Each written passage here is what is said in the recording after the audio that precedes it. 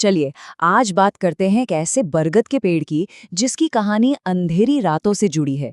ये कोई मामूली कहानी नहीं, ये एक ऐसी किंवदंती है जो एक पूरे गांव के दिलों में खौफ बनकर जिंदा है। सोचिए, क्या सच में कोई पेड़ मरे हुए लोगों की रूहों को कैद कर सकता है? ये सवाल सुनने में ही कितना अजीब और डरावना लगता है ना? पर हमारी आज की कहानी इसी सवाल के इर्द गिर्द घूमती है। क्या वाकई कुछ जगहों पर गुजरा हुआ वक्त परछाइयों की शक्ल में आज भी जिंदा रहता है? तो ये कहानी हमें ले चलती है एक गांव में, गांव के बाहर, जहां एक पुराना सूखा सा बरगद का पेड़ खड़ा है।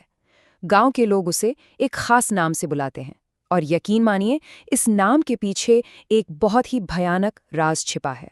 पता है, इस पेड़ की सबसे अजीब बात क्या है? इसके दो रूप हैं। दिन में तो ये बस एक मामूली सा बूढ़ा बेजान पेड़ लगता है, कोई खास बात नहीं। लेकिन जैसे ही सूरज ढलता है, ओहो, सब कुछ बदल जाता है। रात के अंधेरे में तो इसकी मौजूदगी ही लोगों के दिलों में खौफ भरने के लिए काफी है। तो सवाल ये है कि आखिर ये पेड़ इतना बदनाम हुआ कैसे? क्यों डरते हैं लोग इससे? इसके पीछे की वजह एक दिल दहला देने वाली एक बहुत बड़ी ट्रेजेडी है।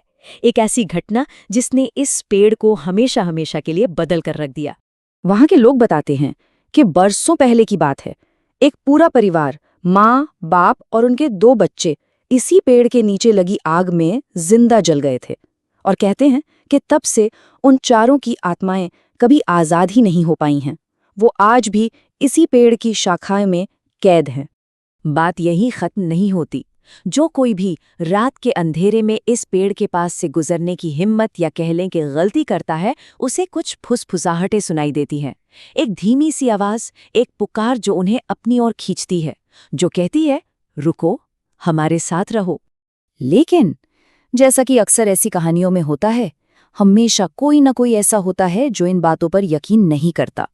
तो इस कहानी में भी एक ऐसा ही किरदार आता है। शहर से आया एक नौजवान जो गांव वालों के इस डर को बस एक अंधविश्वास समझता था। हाँ, तो इस लड़के का नाम था राहुल। उसे ये सब भूत प्रेत की बातें सब मनगढ़ंत लगती थीं। तो उसने ठान लिया कि वो गांव वालों के इस डर को चुनौती देगा और इस कहानी का तथाकथित सच सबके सामने लाएगा। और उसका प्लान बड़ा सीधा सा था। वो रात में अकेले उस पेड़ के पास जाएगा, अपने मोबाइल का कैमरा ऑन करेगा और सबको ये साबित कर देगा कि वहां कुछ नहीं है। मतलब वो इस डर को हमेशा के लिए जड़ से मिटा देना चाहता था। तो ठीक अपने प्लान के हिसाब से राहुल उस पेड़ के नीचे पहुंच गया, मोबाइल निकाला, रिकॉर्डिंग शुरू की। पर उसे इस बात का जरा भी अंदाजा नहीं था कि वो जिस सच को कैमरे में कैद करने आया है, वो सच उसकी सोच से कहीं ज्यादा भयानक निकलने वाला है। और फिर सब कुछ बदलने लगा। सबसे पहले मौसम ने अपना रंग दिखाया। वो जो शांति थी, वो अचानक एक अजीब से तूफानी शोर में बदल गई। हवा इतनी तेज चलने लगी मानो कोई अनदेखी ताकत चीख रही हो। फिर जो हुआ वो तो और भी खौफनाक था। पेड़ की वो भारी भरकम शाखाएं अपने आप जोर जोर से हिलने लगीं। राहुल ने जब कांपते हाथों से अपने फोन की स्क्रीन पर देखा तो उसके तो होश ही उड़ गए। ठीक उसके पीछे कैमरे में 4 इंसानी परछाइयां दिख रही थीं। उसने भागने की कोशिश की, पर ऐसा लगा जैसे उसके पैर जमीन में धंस गए हों।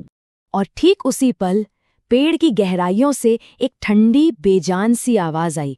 एक ऐसी आवाज जिसने राहुल की रूह तक को कंपा दिया। उस आवाज ने कहा, अब तू भी हमारे जैसा बनेगा। खैर, रात गुजरी, अगली सुबह हुई, लेकिन राहुल गांव में कहीं नहीं था। वो गायब था। परेशान गांव वाले उसे ढूंढते ढूंढते उसी पेड़ के पास पहुंचे, जहां उन्हें सिर्फ एक चीज मिली। राहुल हमेशा के लिए गायब हो चुका था। उसका कोई नाम और निशान नहीं मिला। ऐसा लगा जैसे वो कभी उस गांव में आया ही नहीं था।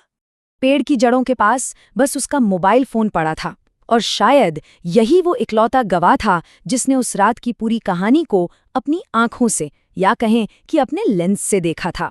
जब गांव वालों ने हिम्मत करके उस फोन का वीडियो प्ले किया तो उनकी आंखों के सामने भी वही मंजर था जो राहुल ने अपनी आखिरी रात में देखा था। पेड़ के पास खड़ी 4 खौफनाक परछाइयां। लेकिन कहानी का सबसे डरावना हिस्सा तो अभी बाकी था। वीडियो के बिल्कुल आखिरी फ्रेम पर उनके होश उड़ गए। अब वहां 4 नहीं बल्कि 5 परछाइयां थी, और वो 5वीं परछाई कोई और नहीं, राहुल था।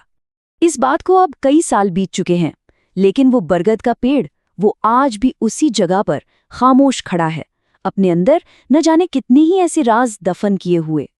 और गांव के लोग वो आज भी यही कहते हैं कि उस पेड़ में कैद परछाइयों की गिनती अभी रुकी नहीं है, वो धीरे धीरे बढ़ती ही जा रही है। तो सवाल आखिर में वहीं आकर खड़ा हो जाता है कि ये परछाइयों की गिनती आखिर कहाँ जाकर रुकेगी। अगर ये सब सच है तो आत्माओं के कैद होने का ये सिलसिला कब थमेगा, या कभी थमेगा भी या नहीं? इसका जवाब शायद किसी के पास नहीं।